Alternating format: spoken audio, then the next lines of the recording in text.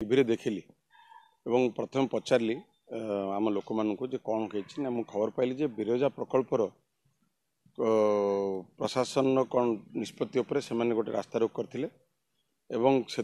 मुझे खबर पाइली जे माननीय विधायक धर्मशाला से बाटे जाऊे भर कौन बचसा है कि कौन है जानी परफेक्टली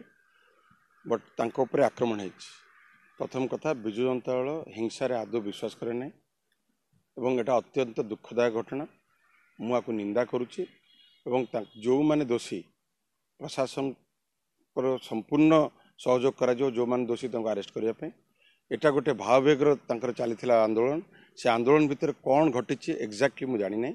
किंतु कौन सी हिंसात्मक कथा को आदौ प्रश्रय दिज्व ना मु भी किसी खबर पाइली से दुकान बजार को भी किसी समर्थक मैंने आसी भंगाभंगी कर ना एपट हिंसा को प्रश्रय दिज्व ना सेपट हिंसा को प्रश्रय दिज्व प्रशासन जहाँ